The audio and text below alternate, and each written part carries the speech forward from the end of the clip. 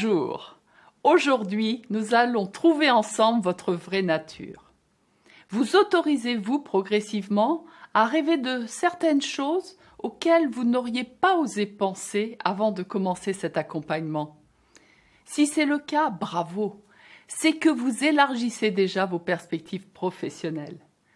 Continuons avec l'exercice du jour. Premièrement, sur votre cahier, décrivez les personnes que vous admirez. Il peut s'agir d'une personne en particulier. Cela concerne des professionnels que vous avez croisés, des célébrités, comme des gens que vous connaissez à titre personnel. Notez bien ce que vous admirez chez cette personne ou ces personnes. Ça peut être une qualité, une manière d'être, ce qu'elle fait, vous notez. Deuxièmement, notez ce que vous détestez chez quelqu'un. Ou encore, le type de personne, le trait de caractère, la manière d'être que vous ne supportez pas. Vous savez, ces personnes qui vous font hérisser le poil. S'il y a plusieurs points à ressortir, notez-les tous. Sans le savoir, vous avez peut-être là un élément qui vous permettra de vous épanouir professionnellement. En effet, on admire souvent ce qu'on ne s'autorise pas à faire soi-même.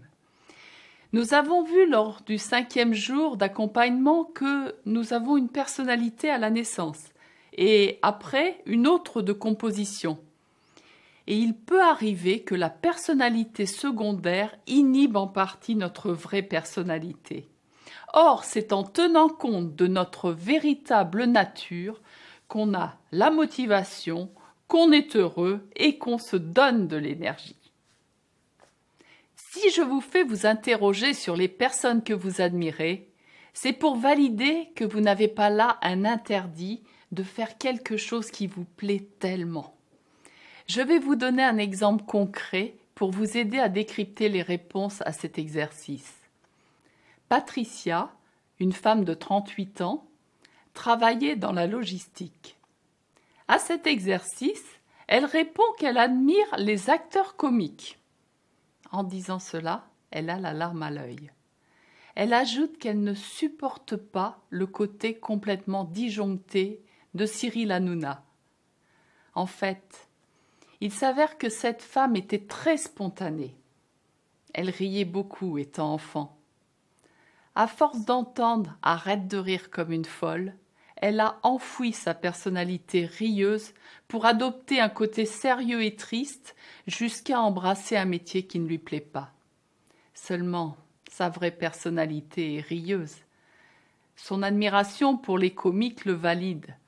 Quant au fait que Cyril Hanouna, qui se permet lui de rire comme un fou, l'insupporte, cela vient confirmer qu'elle souffre d'avoir enfoui sa vraie nature.